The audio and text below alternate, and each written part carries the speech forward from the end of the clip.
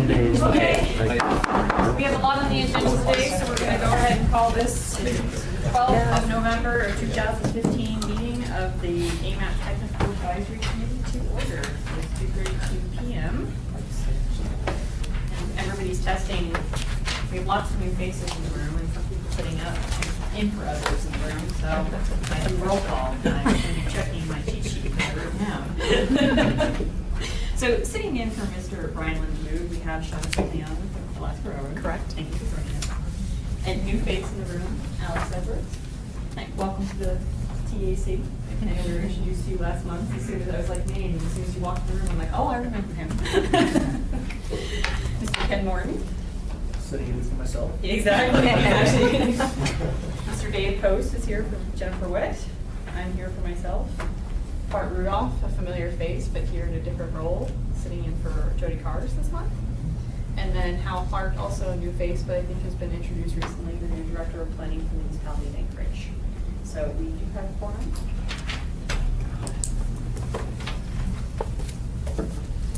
First and foremost, Craig, would you mind doing public involvement announcement?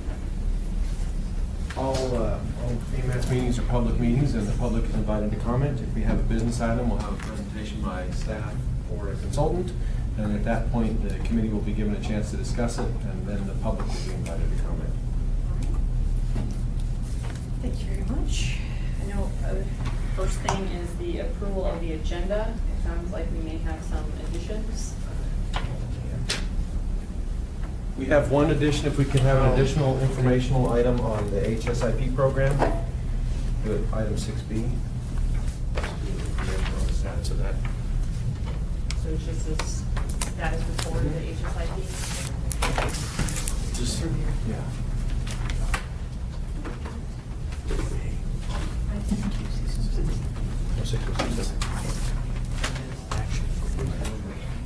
Any other changes to the agenda? No.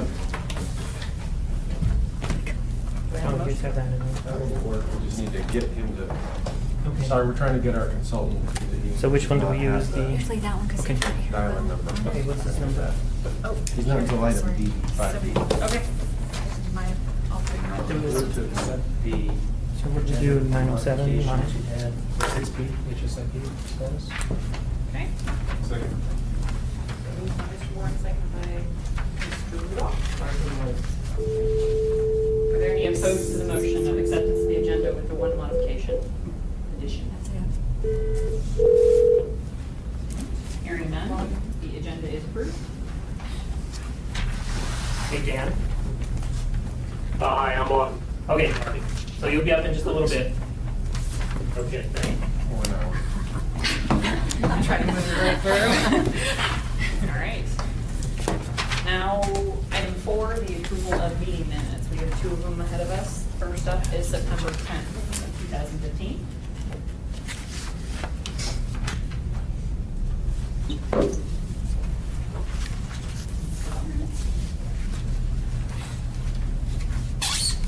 Just a reminder for the committee that our practice in the past has always been, you do not need to have been here or be present at the previous meeting to vote on it. So, since we have, looks like 2 members that were here. Don't know how it's here, so 3 members. But, yeah, but you can go ahead and vote to approve these minutes even though you weren't at the meeting.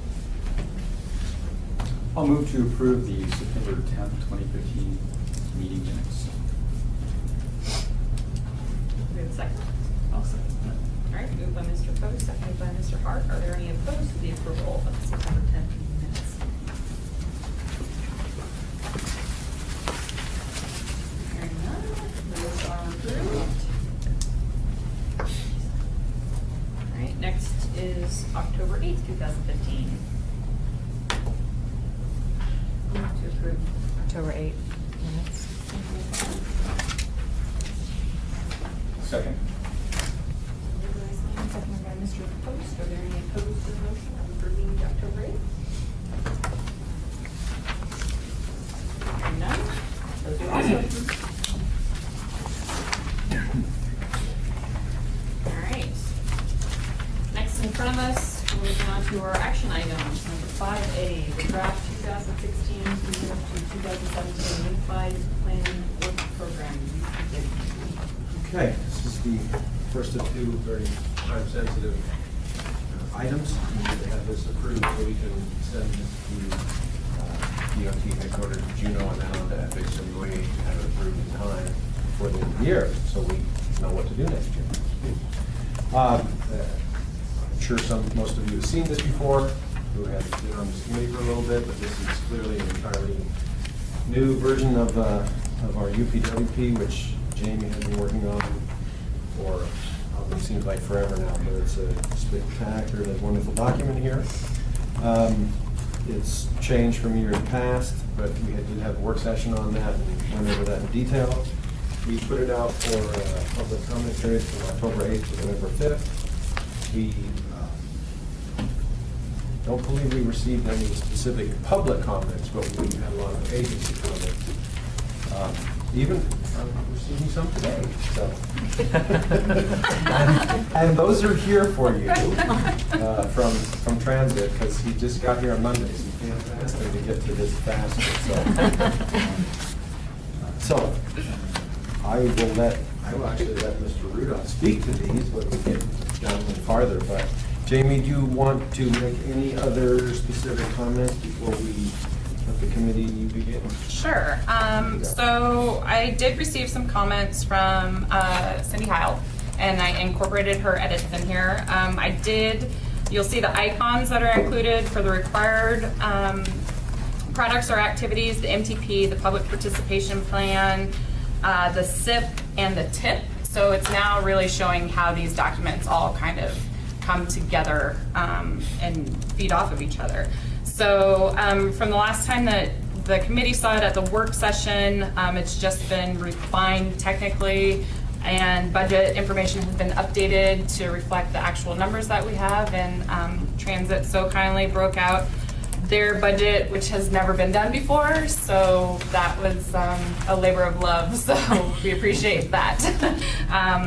Got good feedback from FTA and FHWA on the new document, so of the draft that they've reviewed. So the document is linked heavily. There's a lot of kind of background information that you can access that kind of goes deeper and explains the document a little bit more. So that's definitely a change from the past, and links to our existing efforts and documents that we have. So if somebody goes into this through the PDF, they'll see bookmarks and they'll be able to navigate easily, and then they'll also have tons of URLs that they can go externally and see how it all kind of works together. So a little bit friendlier document for the public and for the committee, and that's about it.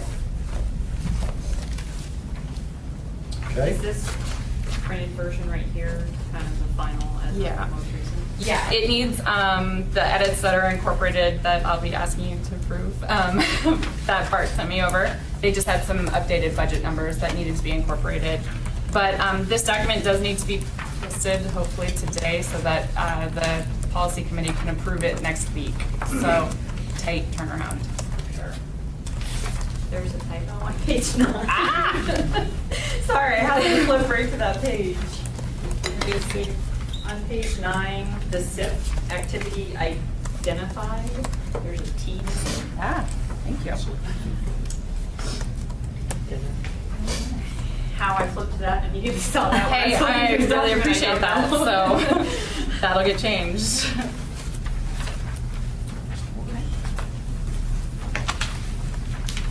If there's any other additions that you'd like to see before it goes to the policy committee, that'd be great. Please let the record show Mr. Morris joined us at 2:41 p.m. Art, do you want to speak to any of the changes that you? I can real quickly. The actual dollar amount in the 600 element didn't change. What changed was the carryover. We had a little bit of carryover 5303 funds that we just kept them in the same task, but if you look at what we're actually doing next year, it really didn't align. So instead of evenly distributing them like we had originally proposed in the UPWP, we put most of the money into the system level planning task, because that's where we'll be doing our visioning document. So those carryover funds will be used for that effort. So that these changes just reflect the maneuvering of the carryover funds to put them mostly into the long-range system level plan task. Thank you.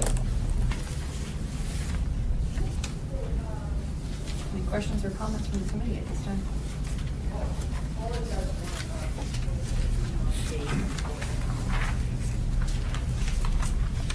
Just my comment, I will say that this is my kind of first time, I can say it's not my first time seeing it updated, I know it's been updated in the past, but this is a much more engaging document than some of the previous ones that seem to be a lot of text that sometimes, unfortunately, my eyes would glaze when in going through this, and the way this is broken down is a lot more, I guess, easier to digest as you're going through it. So I think a lot of the changes that have been made have been very valuable to the document. I would echo the same thing. And being here years ago, and the difference that this is drastically improved. Thank you. Thanks, John. I'm not gonna take that personally. Why? I have a hand in the old one too. You hired me. This document is spectacular. I mean, this goes beyond thinking outside the box, that there is no box there. This is such a good job. Minus the identified. You needed to do that for. One thing out of that whole I needed some work out of the TAC. I know, I didn't get a chance to go through. Apparently that's what I'm gonna do this afternoon. Quickly. Any other questions or comments from the committee before I open it to public comment? Just a comment, I think one of the things I like about it is that the big ideas in the region jump out at you, and I really appreciate that.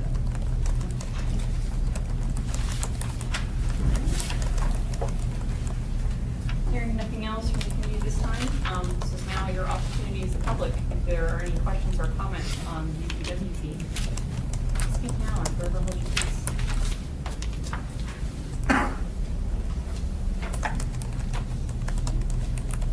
Hearing none, the matter lies with the committee.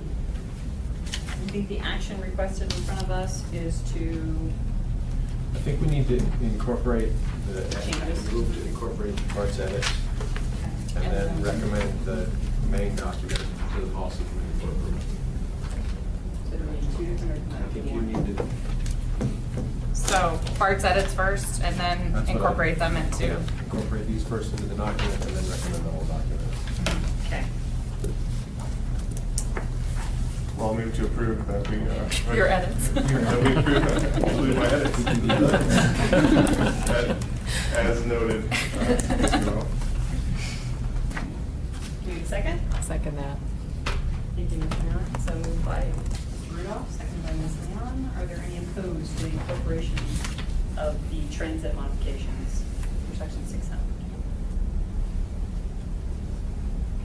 Hearing none, we are moved.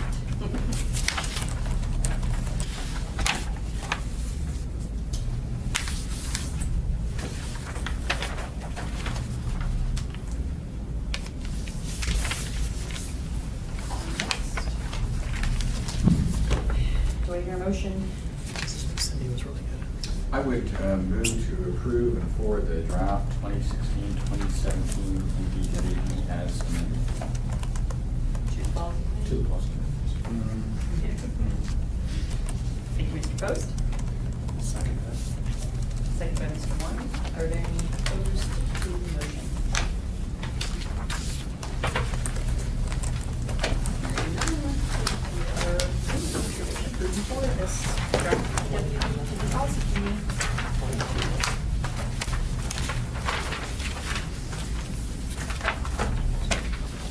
Thank you very much.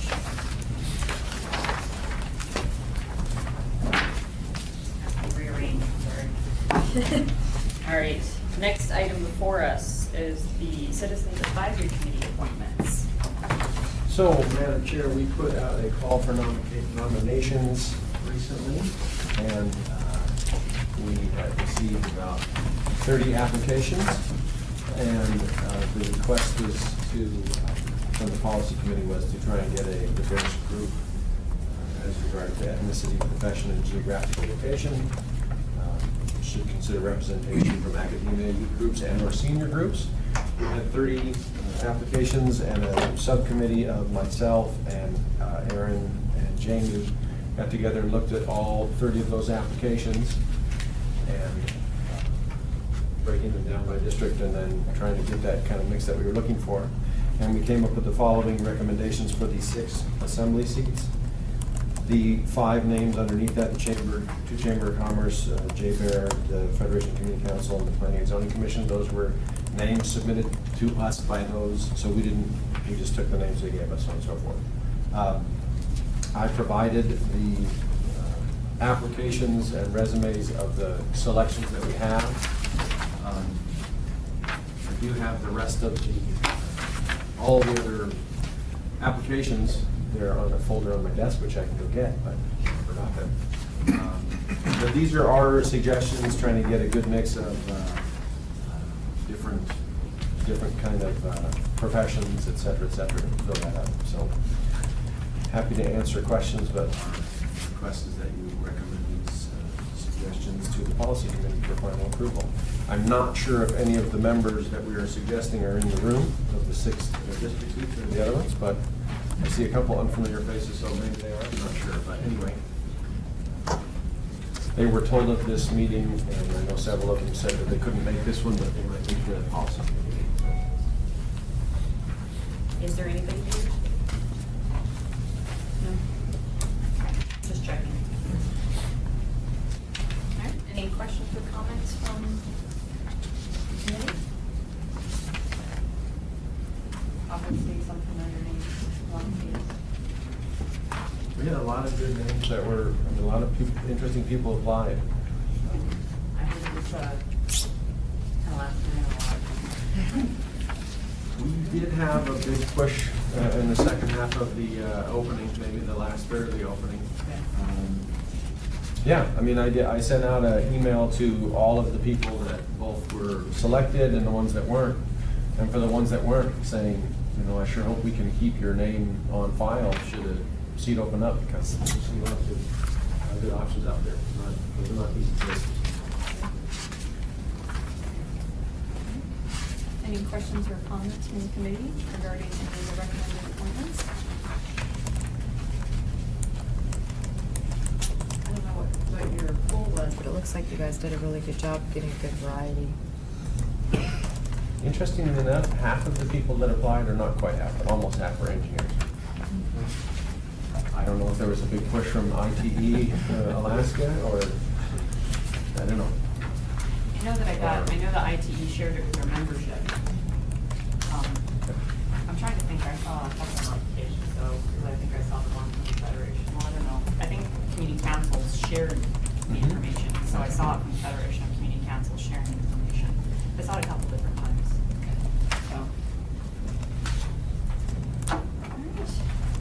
If there's no questions or comments from the committee, I'm going to open it up. Are there any questions or comments from the public at this time on the Citizens Advisory Committee appointments?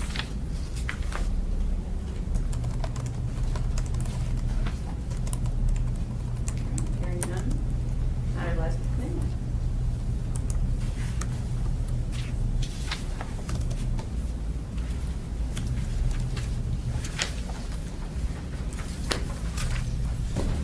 I'd move to accept the recommended, CAC positions. Appointments. Yeah, and forward to the policy. for- And forward to the policy committee. I'll second. Moved by Ms. Lehman, seconded by Mr. Morris. Are there any opposed to the motion? Hearing none, there are so.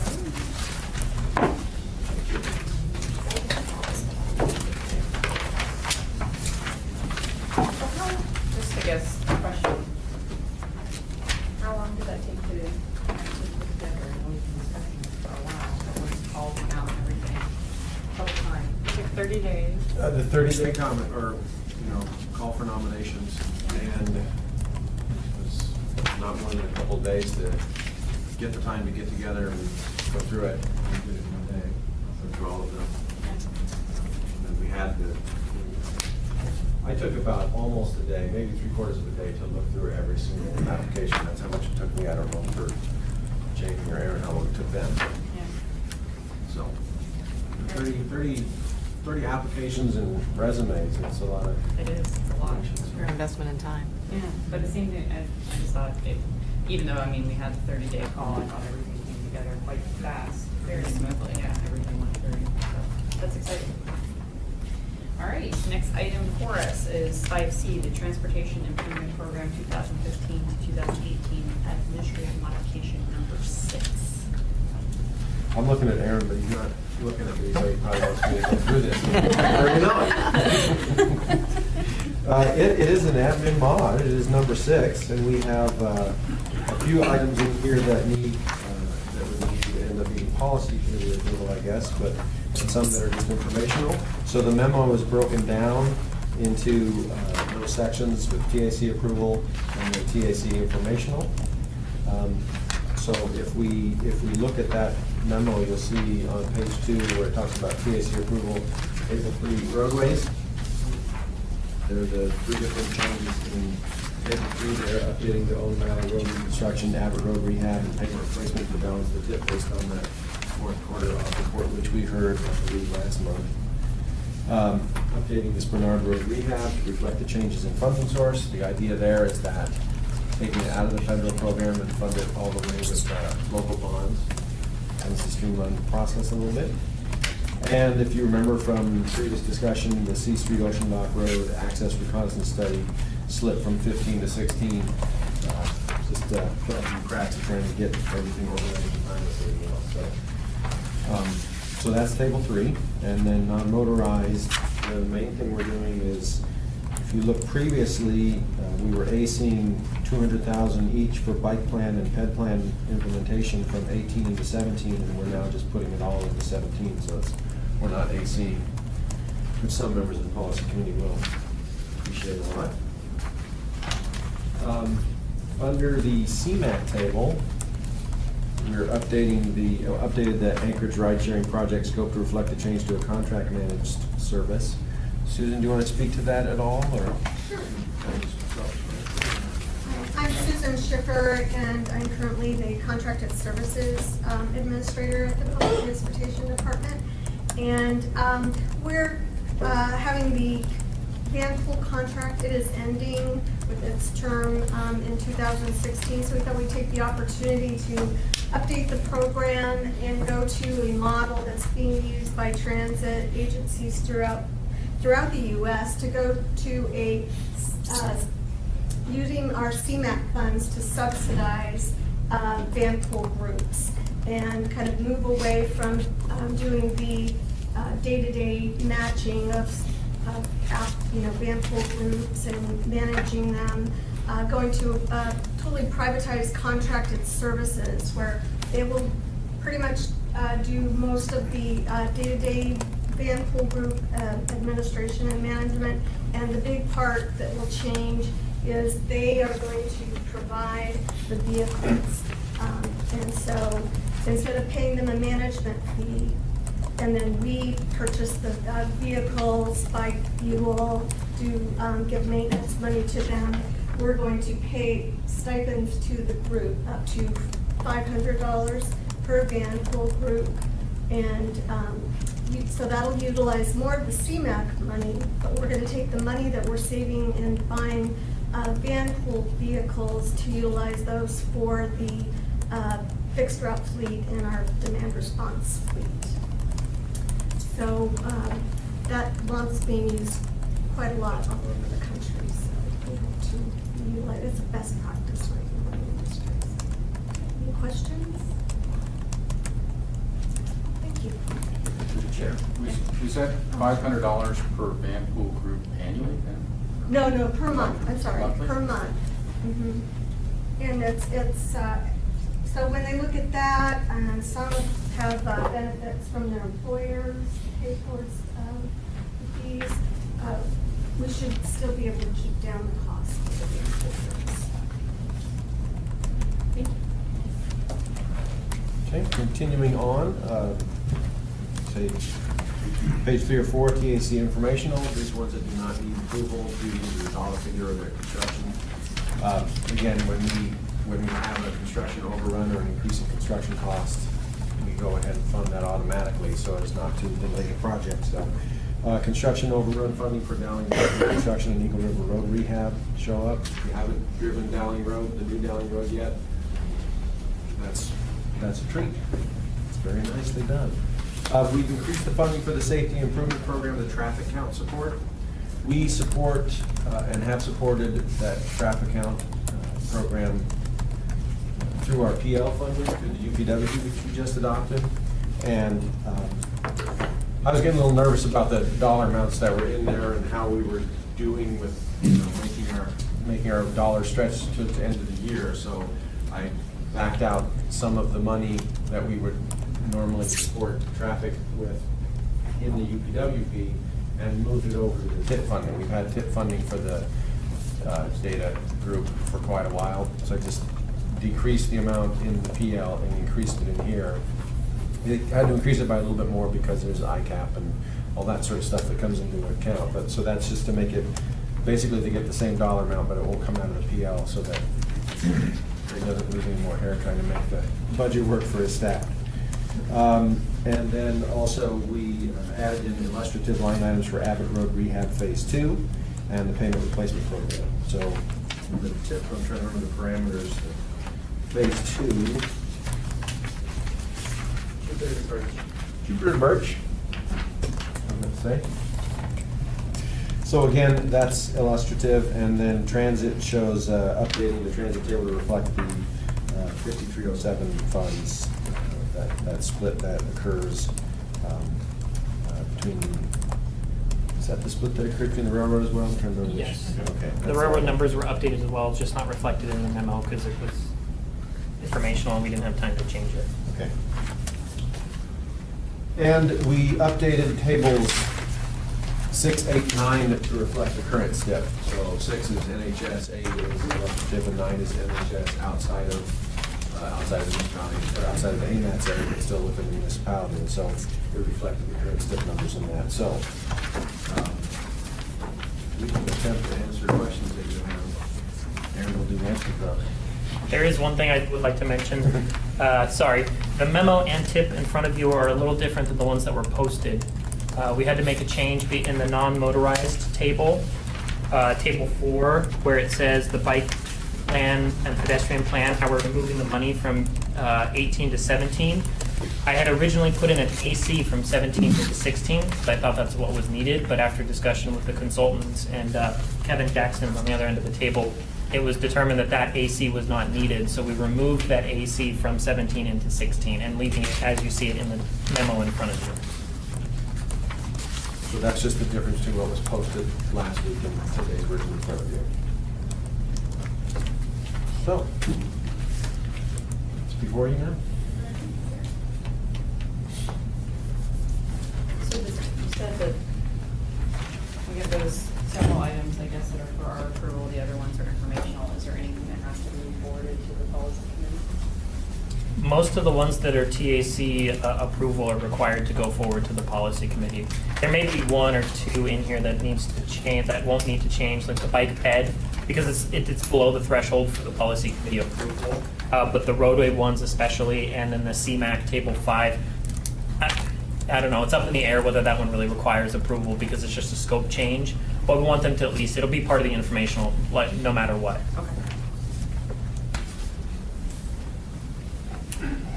Any other questions or comments from the committee? I would just note, if you're gonna forward this memo, the second paragraph where it talks about splitting the funds, the 5307, 5240, the dollar figure on the memo is just the federal share, and so it's not gonna match the actual tip, so Okay. I just wanna make a note. If they try to compare them, they won't be able to. I may have to run that by you before, because this was sent to me by Christine, so I may send it to you and ask for your edits. I can help. Okay, thanks.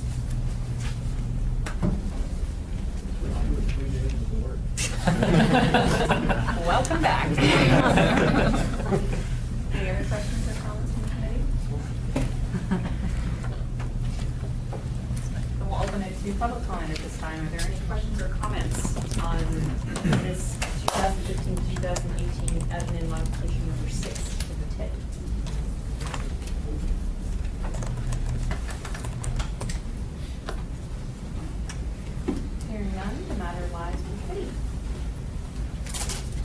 So I move that we forward this to the policy committee, recommend that we do that with the minor modifications that Bart prepared that too. Moved by Mr. Lawrence, would you like to hear a second? Second. By Mr. Post. Are there any opposed to the motion?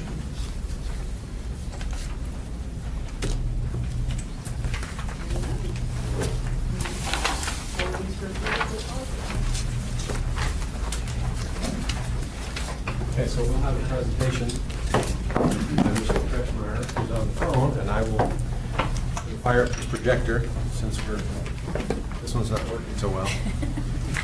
So you probably want to move, so you'll definitely be blinded now.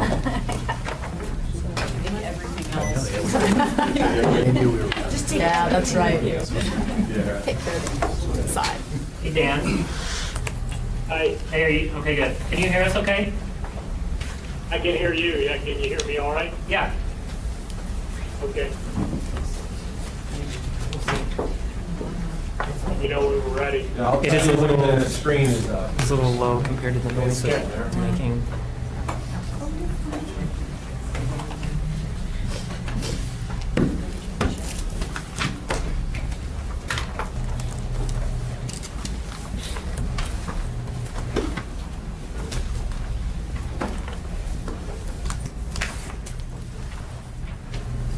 Okay, we're ready to go. Okay. Presentation is going to be a summary. I know a lot of you have been through the project with us. Some of you hadn't, but we've been at this for about 15 months now and have submitted all the reports and deliverables. We're waiting for final comments on a couple of them. So what I'm going to do tonight is, it's been a while. We've done some of the earlier presentations, so I just want to do an overview tonight and kind of go over the entirety of the project, the products that have been done, and some of the elements of, where do you take it from here. So I apologize, we can skip to the fourth slide. The second and third should not be there.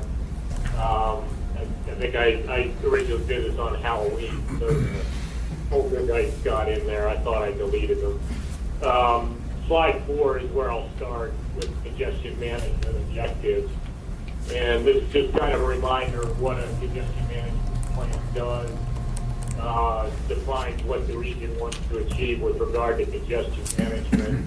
And in the federal guidelines that guide the CMC are the SMART objectives that I won't read through here, but reflect the consensus, are realistic in terms of what can be done in analysis and data and resources, and have a specific time frame. So this is generally something that's updated every 4 or 5 years or so, with a much longer period of time.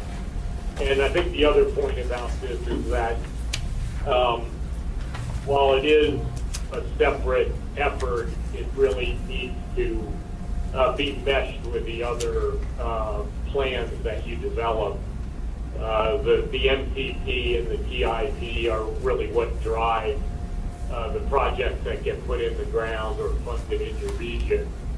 So, we're very careful to develop this as a kind of a tool and a process to look at congestion, but not one that's going to put you in conflict with the major plans that drive your funding and projects. So I'll talk a little bit about that in a minute. On the next slide, this was a work plan. There were 4 tasks: management, the public involvement plan, and that really revolved around a series of working meetings and attend periodic presentations in front of the task. We kind of all agreed early on this was not particularly something for an outside public involvement, but that there is adequate public input to the TAC, and that's where that's what we would focus on. Task 3 included most of the work. that was actually done, a series of tech memos and products that built up to the final plan. And task 4 was an update of the status of system report, which was last done in 2010. We started in 2014, finished in 2015, but most of the data reflects 2013 and 2014. And we developed kind of a starter dashboard that can be used to show some of the high level and more understandable measures and put those on the website. Important to note the status of system report fed back into the congestion management process. Some of the products relied on the data that was developed for status of the system to identify priorities. On to the next slide, project management. I won't really go through this, kind of just define how we were going to manage the project and interact. And I certainly know we had a lot of good input and back and forth with Teresa and the management team and the staff. We had pretty much, bi-weekly we had weekly phone calls in the beginning, pretty much continued, sometimes bi-weekly. So we were in touch and got good feedback and were able to work together very well, I think.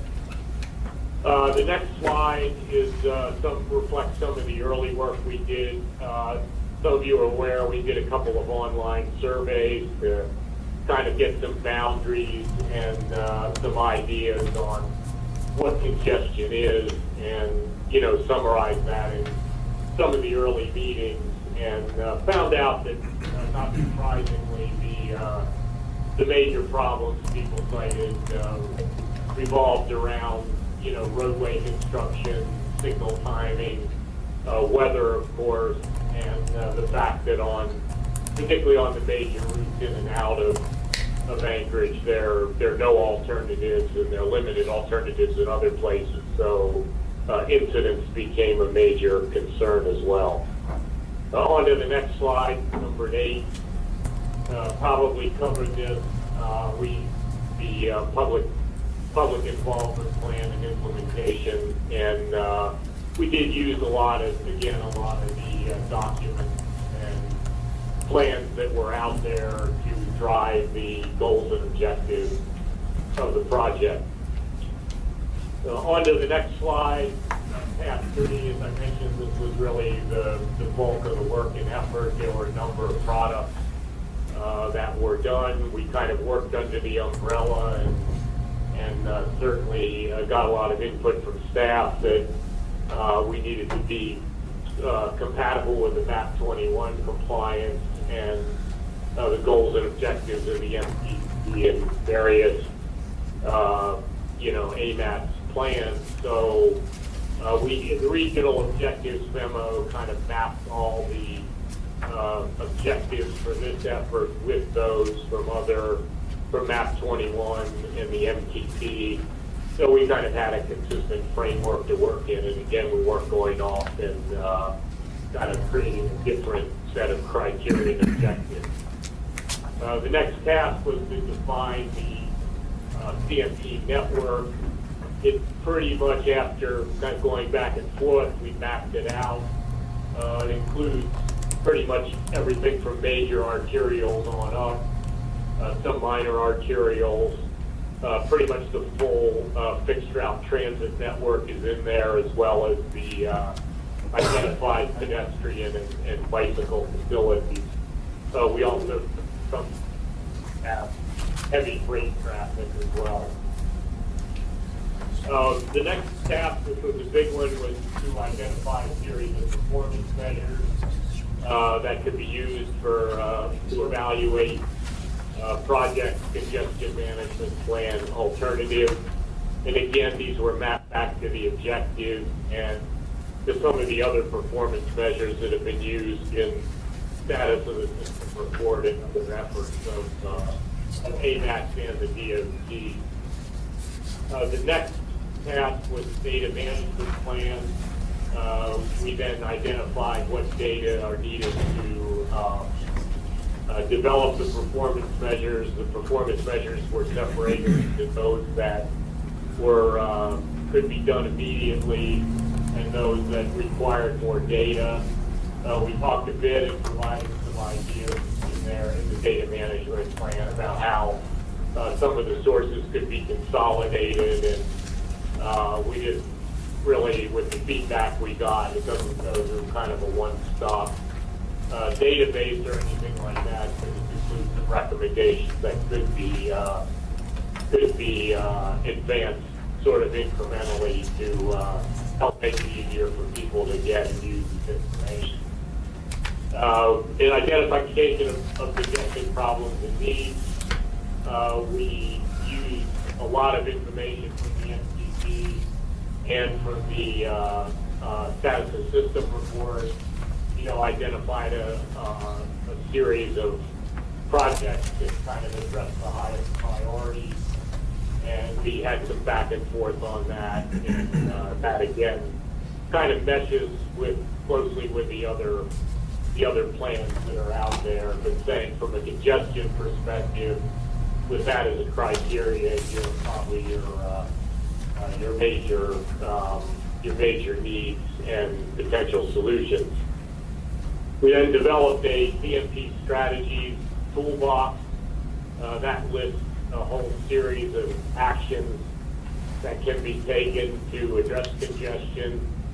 We did tailor it to the what made sense in your region, and again listed the problems and needs that each one addresses, and some of the performance measures that could be used as CMP strategies are working once they're put into place. The implementation plan and maintenance plan, those were originally two separate tasks, but really made sense to put them together.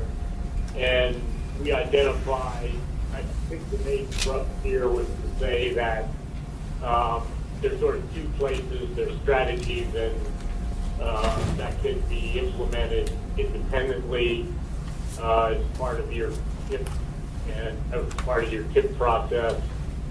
There are others that maybe should be looked at when you're looking at a major capital investment, when you're looking at widenings and new roads, what else can be done from a congestion management standpoint with that to sustain the viability of that project and make it work better. So there's some processes described in there on how to do that.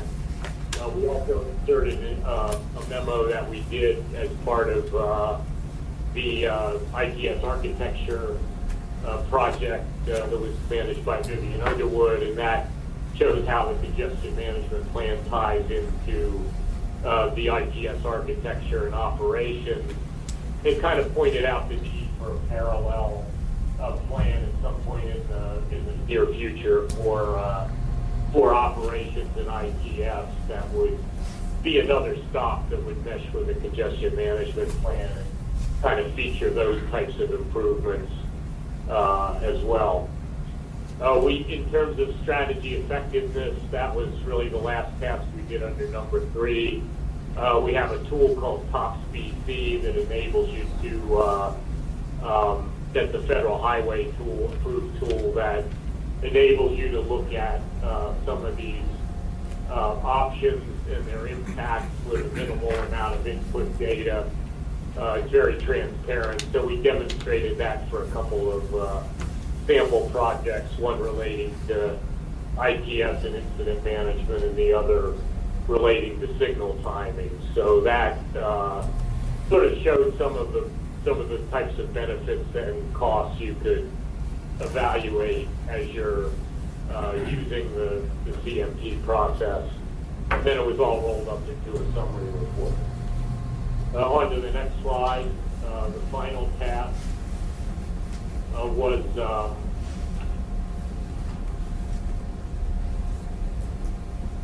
my computer's stuck. But now the final task was, as I mentioned earlier, was the status of the system report.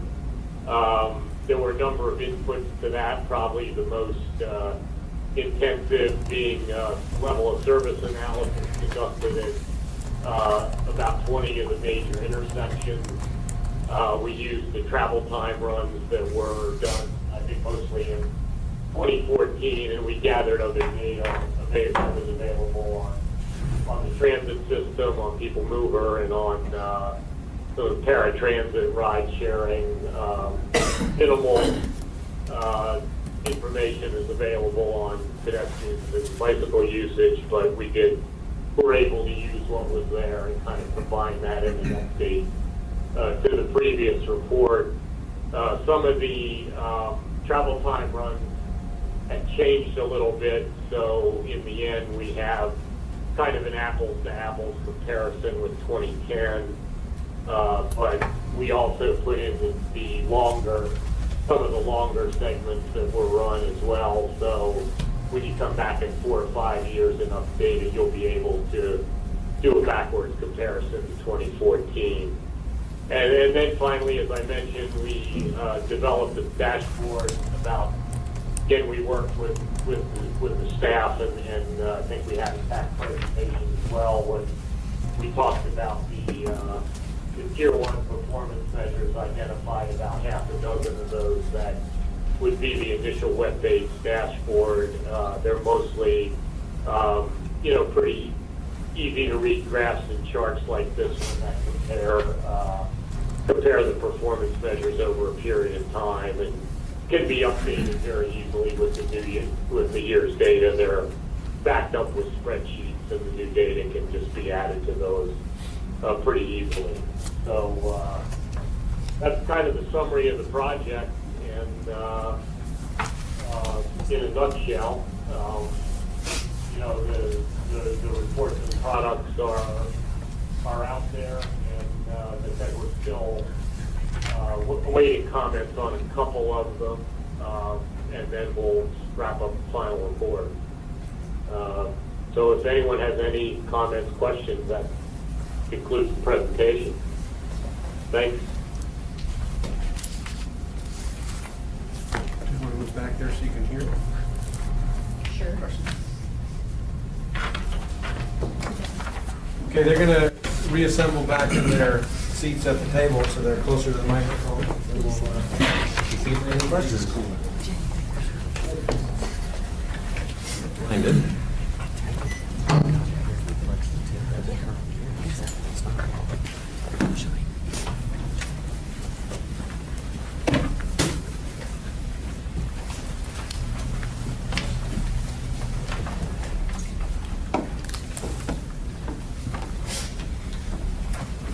Obviously, there's a lot of documentation for us.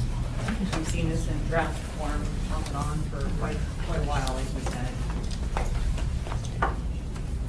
And right now, I guess what they want us to do is approve these boards, these draft type memos, and add this report to the policy. That's correct. Clarification. Yeah. So the tech memos you approve, we haven't had any of the other tech memos approved by the policy committee, so it's the technical level that approves them. I believe what you'll be forwarding is the final report, which incorporates everything into one document. You would recommend approval to the policy committee. Although it says the final CMP update will be brought before us in December. Well, I guess we're confused and we don't know what we're doing. Teresa's memo is probably what the latest action is. Just one before. Okay.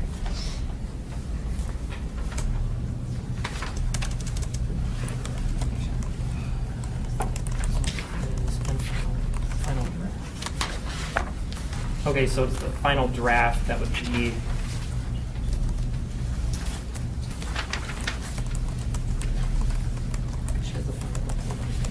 Dan, can you speak to exactly what we're asking the technical advisory committee to do today?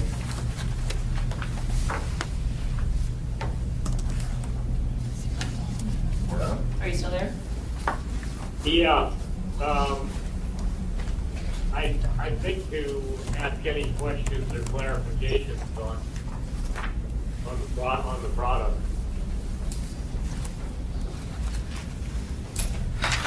It's a little confusing, but it looks like she's asking for approval of the tech memos instead of the system of report. And then tentative approval of the CMP updated in its entirety. And we'll do final edits and changes based on what you guys have, and then bring it back to you in December for final approval to have it forwarded to the policy committee. Okay. So I have a question, because I don't see technical report 8 here. Am I just missing it in my stack?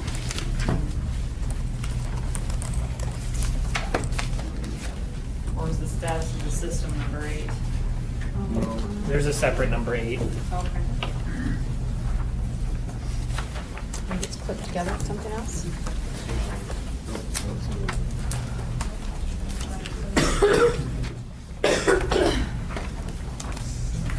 Number 8.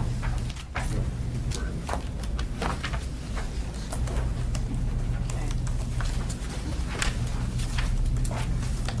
What is number 8? Strategy effectiveness. Got it.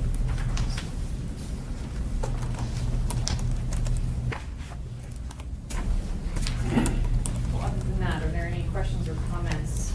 I just had a clarification. So online, there's a single report now, a draft single report that encompasses all of these things right now, is that correct? I think there will be once. I think looked it's at the something final and I was report. kind of confused by some of the numbering. Oh. I would looked at the main report, I think. So I just wanted to, I don't know, maybe Teresa knows.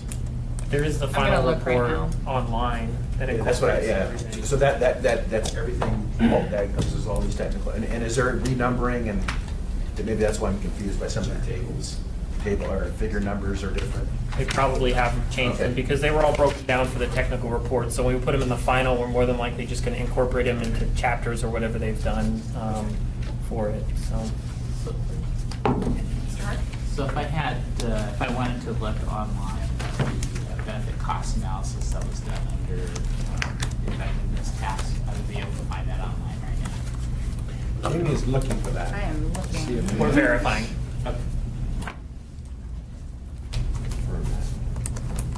I know there was like a 6 megabyte document and a bunch of little ones, and I assumed, well, let's just go to the big one and all of that.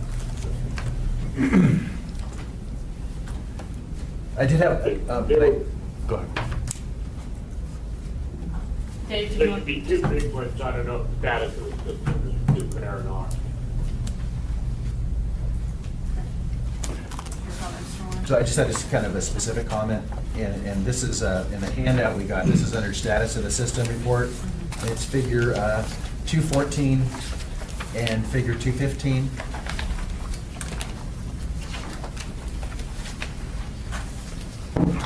You see that, Dan or Dave?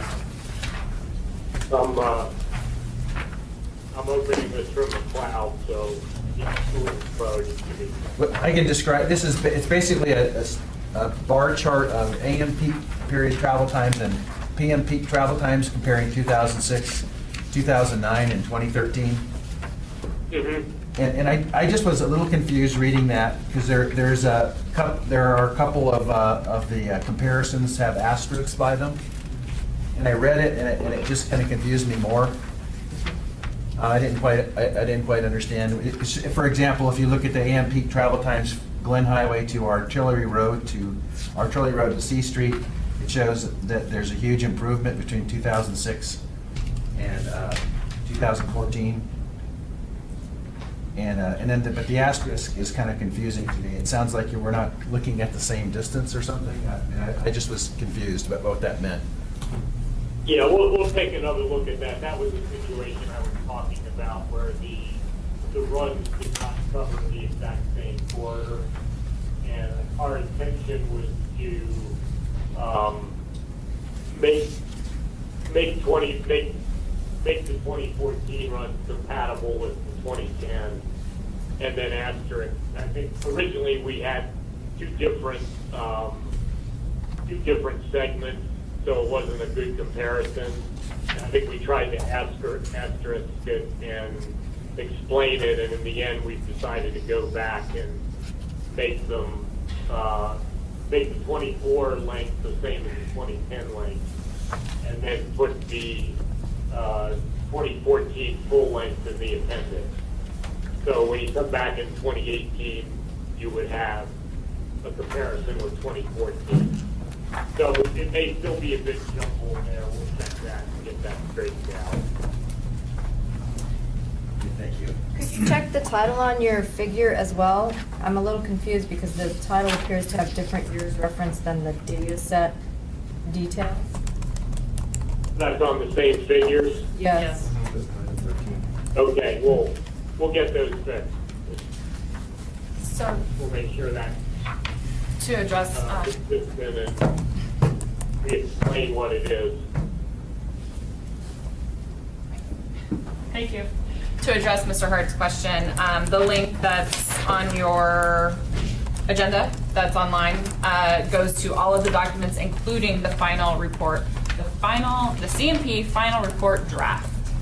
So that is part of this. And all of the other, it looks like tech memos are available there, the dashboard and the status of the system is available there as well on their FTP site, which is linked to the agenda.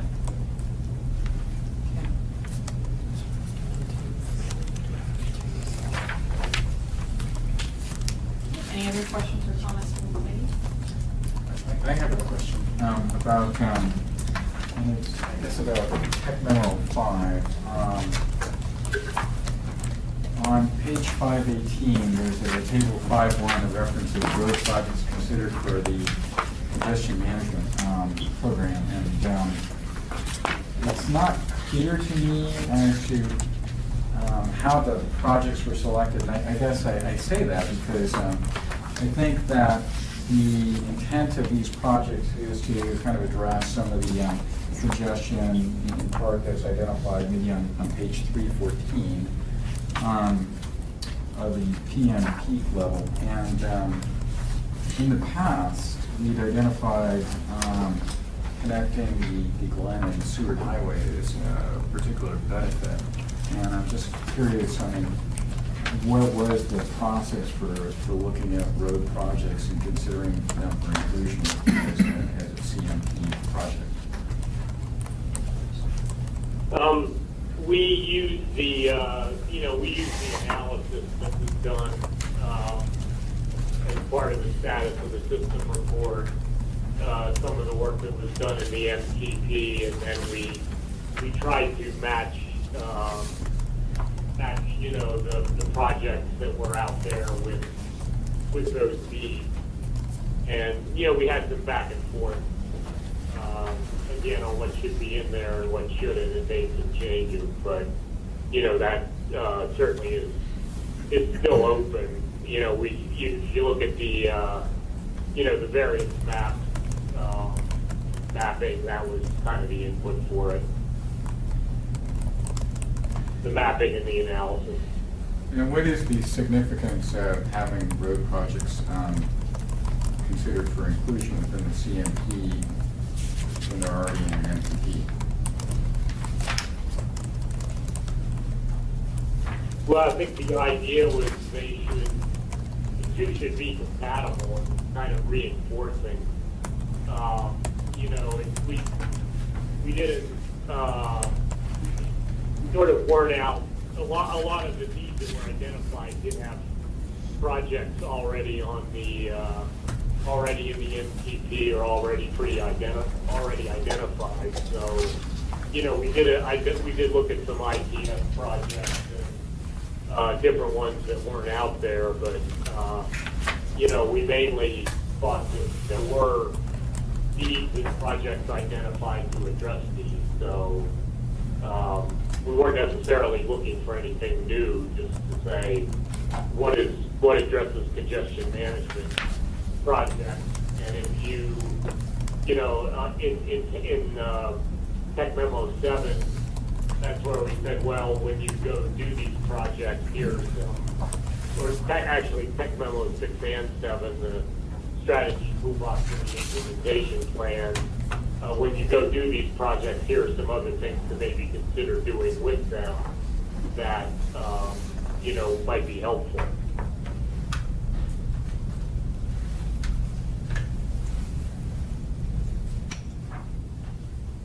Okay, and I guess I was just curious about it.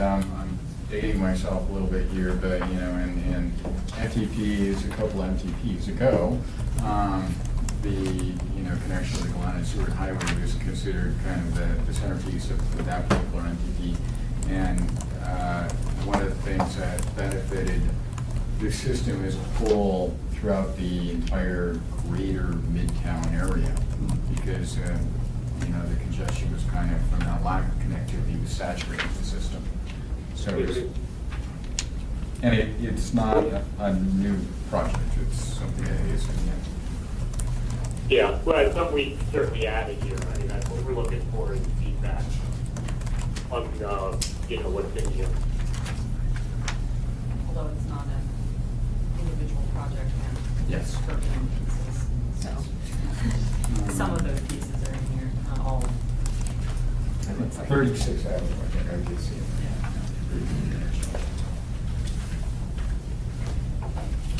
Any other questions or comments from the committee?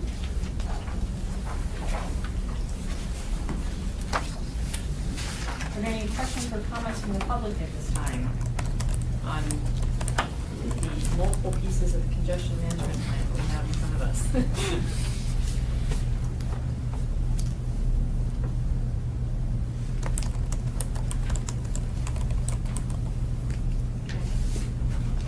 Hearing none, the matter lies with the committee. My question is this, I guess, are we, do we need to approve anything today? This entire document is coming back to us next month. Technically, yes, you would have to approve the tech memos before we can move on. And you also have to recommend, you have to forward the draft on to the policy committee so they can start reviewing it, because we're bringing it back next in December for final approval. Got it, so we're approving the draft Yes. before Yes. final. Got it. Jamie, did you say whether or not Tech Memo 8 is online? Tech Memo 8 is online, as Okay. is the final draft. Okay.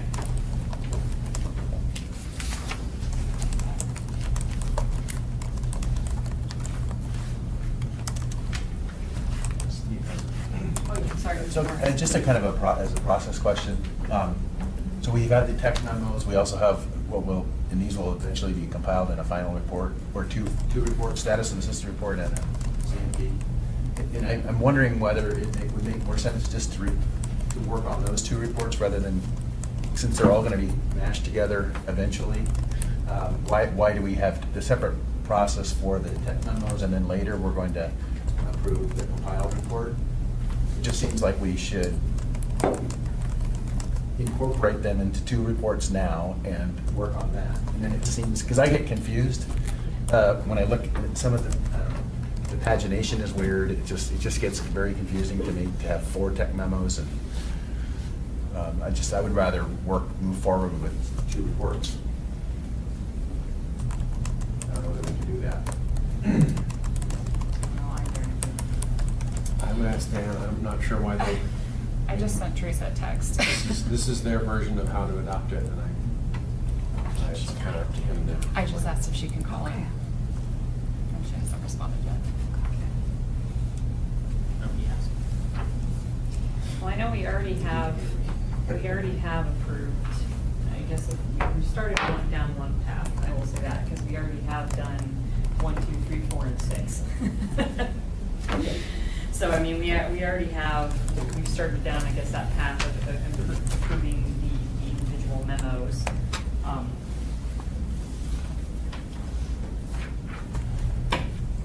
I agree, it is kind of, it's confusing. Well, I can offer input. The problem with incorporating it into one big document is it's much more difficult to get input from individuals when you have just one gigantic document in front of you, and these are smaller pieces that were given out over time to allow it to easier time for the tech people, you guys at the TAC level, and then any members of the public to provide their comment.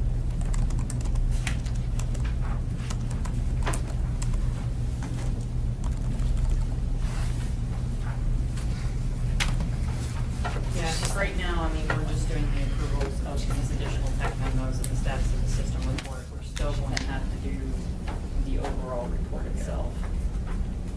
And these haven't been forwarded to the policy committee individually, though, have they, at this point? And so is the plan for the TAC to approve each of the tech memos and then have them file the final report and then move to the policy committee? So we don't see them individually, okay. We, technical committee, got to see all of the technical. Okay, that's fine. I know we've seen, yeah, no, I don't know where we were, but. Yeah.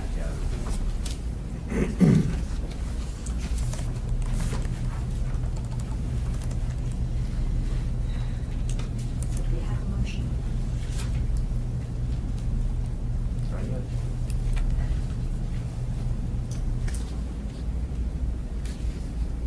I think there's some confusion, I don't know.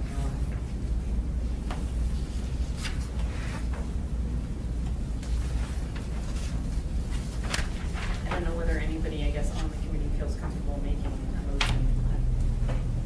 I guess reading all the words and things now. I guess what lies before us right now are the tech memos 5, 7, 8, 9, and the status of the system. See, what I guess what I am confused about is the draft. I don't know that I've ever seen the draft report. Draft final report or Final. status of the system? No, the final report is kind of what you're seeing is the first time today that you're seeing it all compiled into one document. But we don't even have that. Except it's not. I don't know why it's not printed off, but we can easily hold off and do the final report next month. Is this holding anything up? They were waiting to approve 5, 7, 8, 9, and then compile it into a final report, as it says here. But the- But the before you. It's already posted on final the draft web. is posted on their FTP site that we link to, so I'm Yeah. not sure what exactly. I don't know that it's time sensitive. I do know that this is one of 2 items that were corrective actions previously that were the reason why the certification, our federal certification is open. You know, they're both approved. The ITS you already approved. This is the other one. But it's just, you know, that's the only time sensitive nature of it. And it's not, you know, we have the rest of it.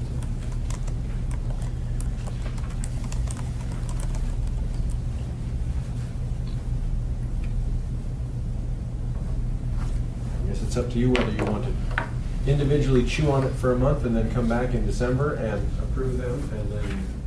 Is do the Teresa final. going to be here next month? I think she's She'll be back as far on as I know. Monday. Okay. Yes, Helen? Thanks. Yeah. Does it make sense to give our approval? And I see these, typically, these are building a foundational to the draft.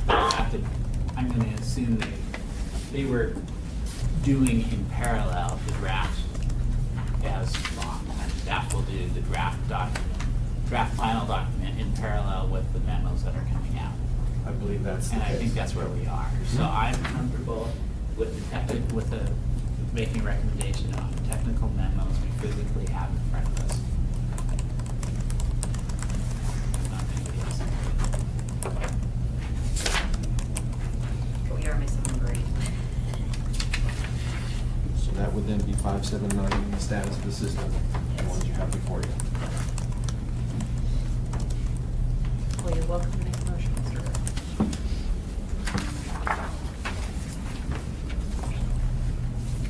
5, 7, and 9. I would move approval of technical memo 5 and 7 for recommendation. And the status of the system. Yes. Yes.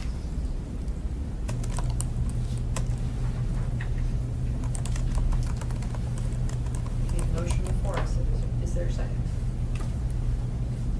I'll second. So moved by Mr. Hart, seconded by Mr. Morton. Are there- Question if I may. Of course. Would we have the ability to do a voting through email or some such on memory? Or do we need a recommendation? We've done that before.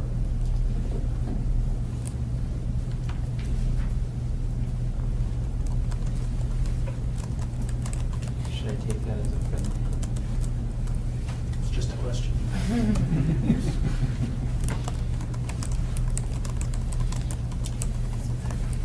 intent is to do all of them before the final report, and it would make sense. So,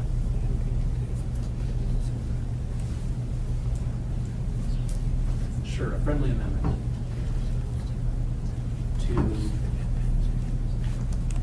poll the committee members regarding draft technical memo number 8 for inclusion as part of this assessment. We can do the next couple of days. are you okay with that? Yes, I am. Great. Are there any opposed to the motion at hand of approving tech memos 5, 7, 9, the status of the system, and following up with an email confirmation for status for tech memo number 8? Can I seek further clarification on, I guess, again, I'm still kind of confused at the significance of projects that are in the CMP versus, specifically identified as CMP project versus those that aren't, and the significance of that. If somebody could clarify what is the significance of something not being incorporated into the CMP, and specifically my concern is about that Glen sewer highway connection. What is the significance of this? The answer to that right now, if you get it. Is there any funding identified in state to advance that project in the next 2 years? That's the length. That's the length. I think it's 4 years for this. Every 4 years we have to update it. So, I mean, I guess I'll kind of clarify that if a project is not in the CMP, that doesn't mean that we can't move forward on it some other way. These are just projects that are specifically addressing congestion versus other projects that are specifically addressing safety or bottlenecking issues. Well, I guess, yeah. And so, congestion, sorry. It's like, oh, it's the same. Yeah. So, I mean, is it a bad thing that that project is not in the CMP? No. We can look at it, adding it if need be, but without any kind of funding identified in the next 4 years, really. We can catch it next time through if need be, or add it at a later date. So there is one project kind of that continuation identified here that is within the short term. That's correct. So, I mean, when this gets updated again, likely assumption is a continuation and have the Midtown congestion project, considering that's in the name. Or I guess if the recommendation or the question is whether that should be included in this report, that can be a comment. I mean, in the overall CMP document, including that in the project listings. So. Well, and it's not, I guess, clear to me as to what the selection process was and the kind of the criteria that was applied to that. So I don't know without kind of understanding that a little bit better as to whether or not it's appropriate. And maybe Dan could speak to that.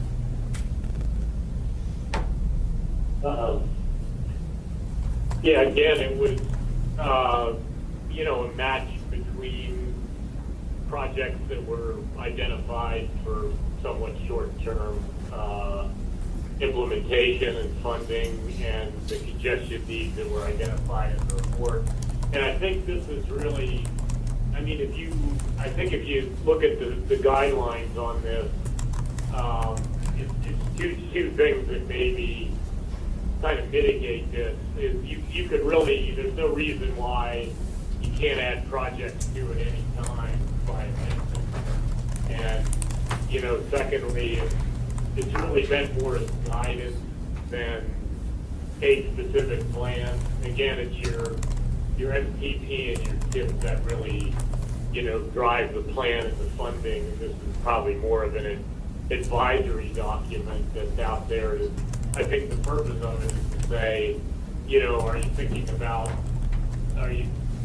about projects that specifically address congestion, and are you thinking about combinations of strategies and projects that, may address congestion on their own or may be integrated into other projects to help address congestion. So, I think it's maybe,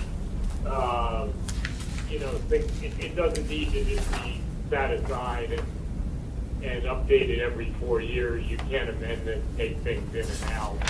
I think with a pretty simple motion or, a desire on somebody's part. Okay, and I think that kind of addressed it too, because to Mr. Morgan and Mr. Miller's point, it was not a short-term project that was identified there. So we do have the motion before us with a friendly amendment.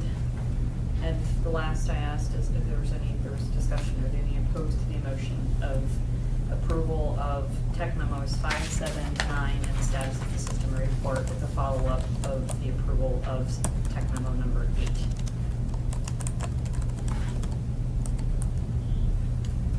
Okay.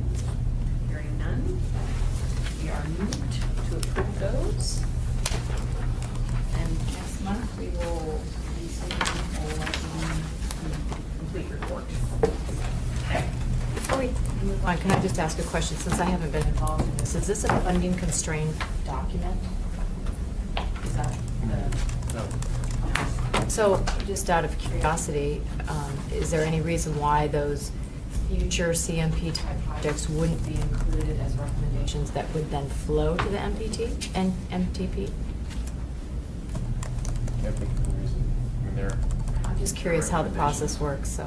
I think most of the projects that are actually that are in the CMP have been previously identified in the MTP. No, I understood Yeah. that, that's what they said, that's the basis for the, but I'm curious why we're not doing the reverse, if there are future CMP benefit projects that could drive a MTP inclusion.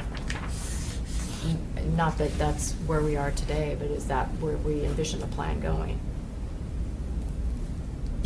I was just curious. I'd like to say yes. Yeah. Thank you. Both ways. Yeah. It just has to be better. Yes. Okay. I think that was the last business item before us. So the next item is 6A, the bike plan, pedestrian plan, and area-wide trail plan project update. And I believe there is a presentation for this as well, correct? And we have enough, I think we have enough handouts if it would be easier for you guys to sit and stay in your seats. Okay. Or you can move, whichever we've got. I'll put the presentation ready, so it's up to you. They want perfect circumstance, or no? I don't know if there was an answer there. Good try. I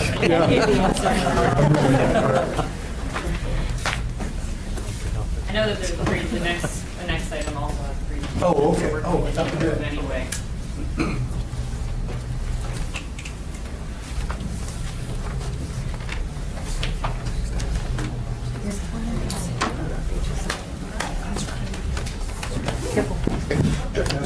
Watch the cord. Yeah. Safety I watched meeting it here. and snapped on my phone. Stand. Handle them.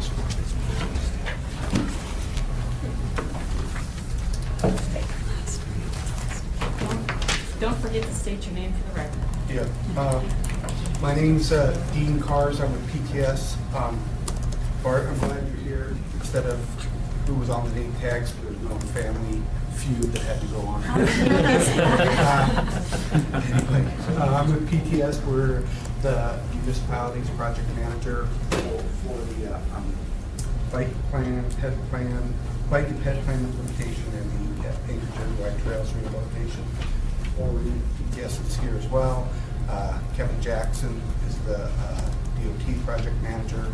A number of other people have been here on other meetings, but we were asked to give an update on 3 projects that we're working on. We discussed the TIP funding, the bicycle plan, and area trails rehabilitation. This is really dynamic with this meeting. There have been some changes from what we got on our PowerPoint that were discussed earlier. So we'll go back a bit with respect to funding. The funding for the three projects was programmed in the 2011 to 2014 TIP and the 15 to 18 TIP as well. As I mentioned, what's shown for 2018 was changed as of this meeting today with the TIP modification. So it's $200,000 for 2018 for the bike plan and the ped plan, and moved to 2017. One other item of note, in 2015, originally there were $650,000 for each of the bike and ped plans. $450,000 was reassigned to the bike plan, so that $1.1 million for 2015 reflects that. Originally it was $650,000 each for the bike and ped plan.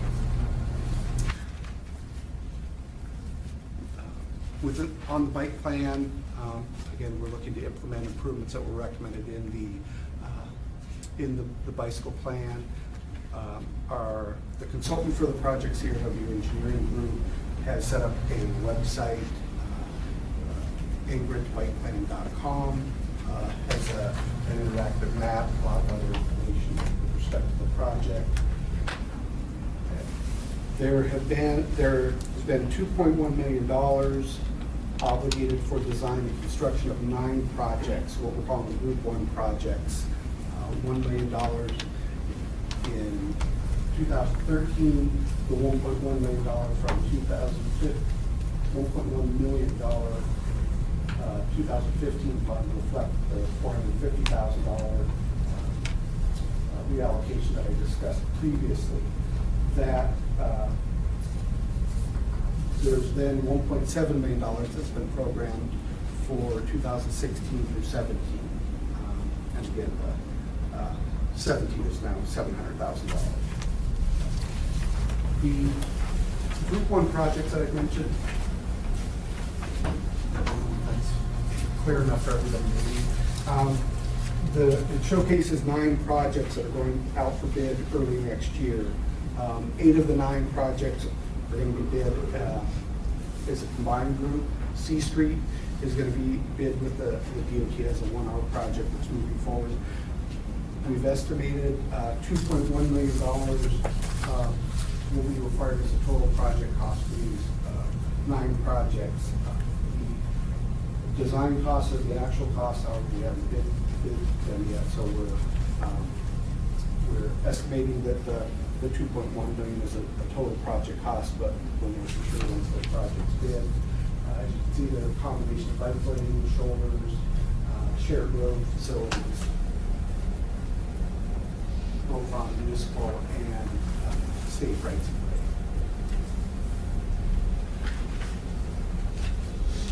way. The next group is what we're calling the Group 2 projects. These were the next on the list of high priority projects that were identified in the initial assessment that we move forward from the bike plan. Some things to note. The primary point to note on this slide is the total project cost. Roughly $3.5 million is what's estimated to complete all 9 of these projects. The design estimates are ratios of the total estimate of each of the tasks. We prorated them. So if we were to separate the projects, they'd create inefficiencies, increasing the design costs of a specific project. Again, the construction estimates are planning level estimates at this time. The bike plan recommends a shared facility for Pine, McCary, and Mountain View. However, in our internal discussions with staff, the preference is for bike lanes on Pine and McCary, and furthermore, the Mountain View facility does not support the doesn't support the shared facility. Instead, a separated pathway is more of the preferred alternative for that. If you'll notice, Mountain View is very short length, 0.2 of a mile. The total cost is $400,000, so that's a rather significant cost for a very short section of project. And we forwarded this information to BPAC. Their recommendation is not to include Mountain View due to the cost for the proposed facility. So, as I've mentioned before, we had $3.6 million in projects identified as the Group 2 project, or with the all of the Group 2 projects. We've only got $1.7 million in funding with the 2016 to 2018 TIP. So we developed actually 7 different options, looking at how we could prioritize the funds available, both of those options to BPAC for review and recommendation. Then the feedback was to eliminate Mountain View. Their recommendation was to eliminate Mountain View. Again, these are the projects that were identified in Group 2, and this is the recommended option. We would not look to move forward with the C Street project for Tudor Road or Mountain View at this time. The C Street, if we were to go forward with that, that would use all the TIP funding. So not to move forward with that project. Tudor Road's a high-speed, high-traffic volume corridor, due to the higher risk of riding bike signage for the shoulder on this route. It's considered a lower priority for other projects. Mountain View, again, is a higher cost project. So this recommended option obligates all the design funding for the remaining projects. It would obligate construction funding for the Eagle River and Peterkin projects in 2016. It would obligate construction funding for Pine and McCary in 2017. We think there's going to be a little bit more public involvement with those 2 projects, hence wanting to move those to 2017. This would leave a little over $425,000 in the TIP that we could look at moving forward additional, what we call a Group 3 project or another project or combination of projects.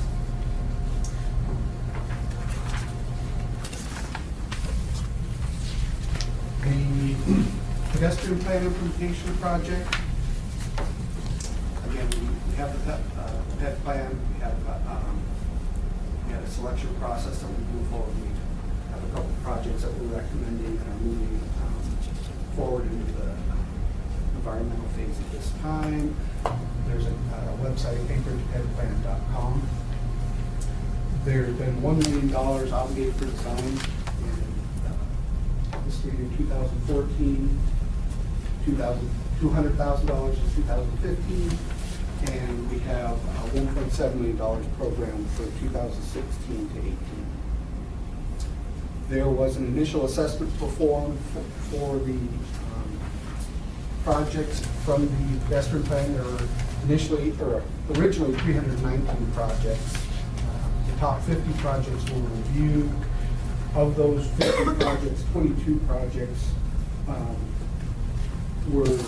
remained after we looked at the 50 projects and eliminating some of them since they'd already been completed or they required significant study of the funding. We completed analysis to calculate a revised community benefit value, which had 2 new criteria. Cost benefit analysis for the project value, compared to detailed evaluation of each of the selected projects. And then based on that, we made a recommendation to move projects forward into the design study report. Based on the revised cost benefit scores, the top 4 priority projects for consideration were pedestrian facilities along Patterson Street from DeBar to Chester Court, a pedestrian facility Petersburg Street from 56 to 57, Bonfils Parkway from DeBar Road south to Cars Driveway, and then A Street, 23rd Avenue to Chester Court. We are recommending moving forward with design and construction of 2 projects, Patterson Street and Longvista Parkway.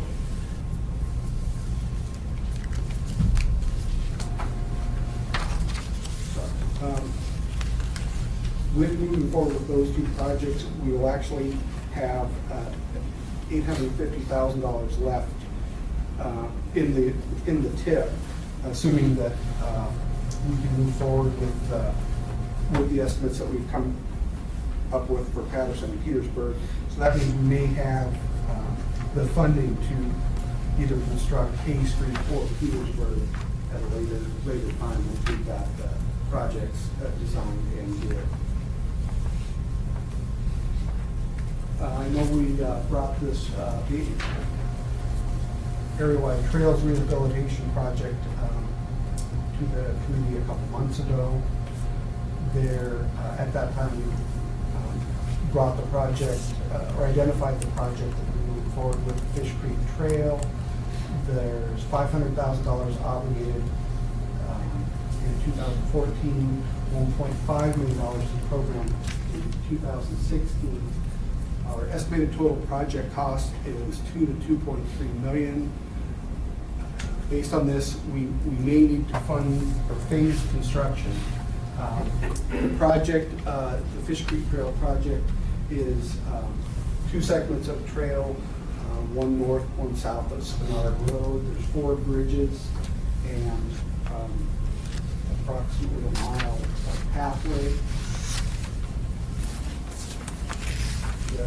Some of the issues are pretty significant pavement deterioration of the pavement. Middle photo doesn't show too well, but there is pathway lighting that's leaning, pathways in pretty poor shape. Picture on the left shows this fall with the significant rainfall event and the amount of flow in the creek at Fish Creek Park. So some of the issues that we're looking to address with the project.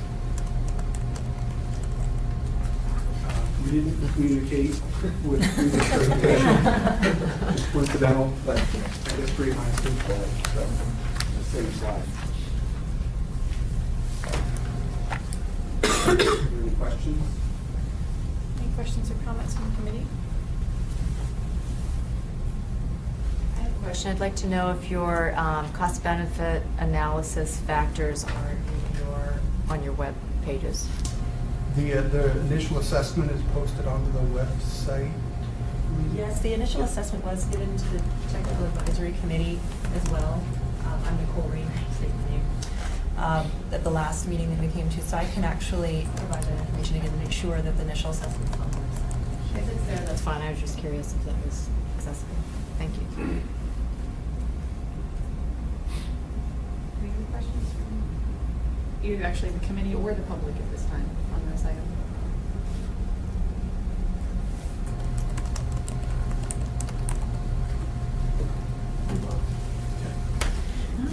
All right, thank you, Dean. So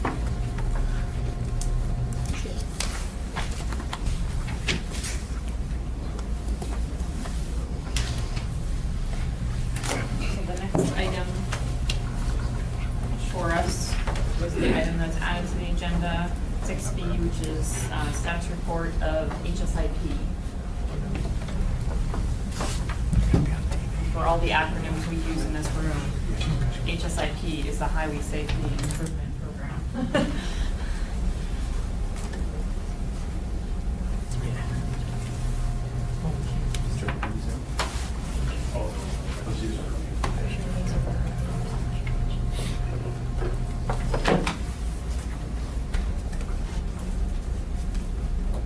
So I'm John Knowles with the Department of Transportation and Public Facilities, Traffic and Safety. So I work on the Highway Safety Improvement Program for the Central Region.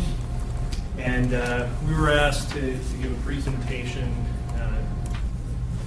about a little brief summary of the HSIP. And I guess there are a few on the committee that were interested in hearing a little bit more about the details.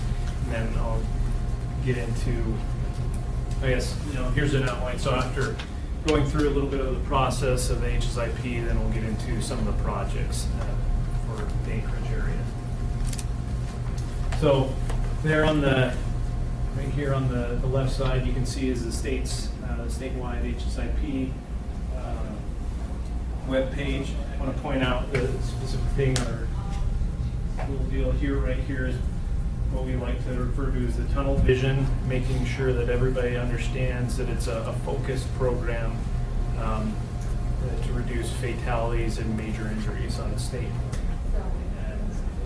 or roads throughout the state of Alaska. So it's a federally mandated program, federally funded, as you can see there. I talked about the purpose. It's very data driven, so focusing on going back to the data that shows where we're looking for crash patterns and other specific crashes that we can mitigate. It's a coordinated effort with the Strategic Highway Safety Plan. So focusing on the 4 E's, go through where about the 4 E's. So you have education, enforcement, emergency response, and engineering.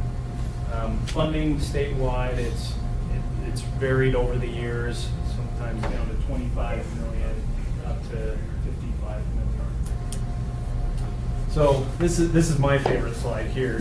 So it gives the best of both worlds. If you like an arduous process through the flow chart, you can look there, take your pick, or if you like the cliff notes, you can jump to the other side and breeze right through it. So that's kind of our process there. We have the statewide, and when I'm talking about statewide, we have a state traffic and safety engineer down in Juneau, Jeff Jeffers, and he has an assistant traffic engineer that works with him.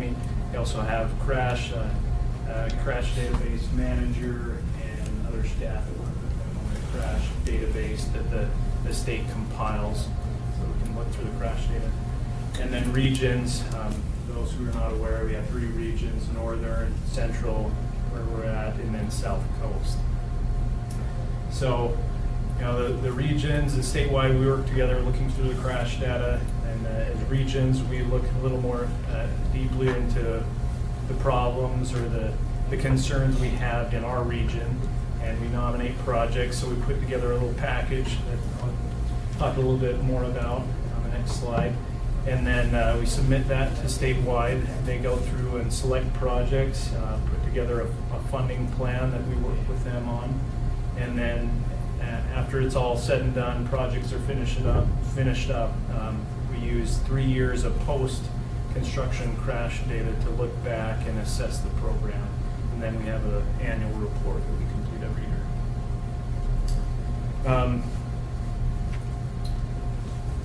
Actually, I'll jump back here.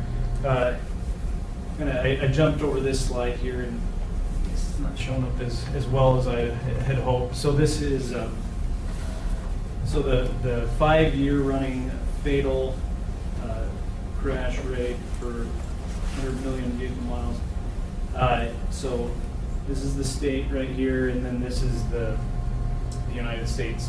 So as you can see, starting down in the mid-80s, moving up through the 90s and the 2000s, so our rate is coming closer and closer to the national average, which is positive. We've been pleased about that.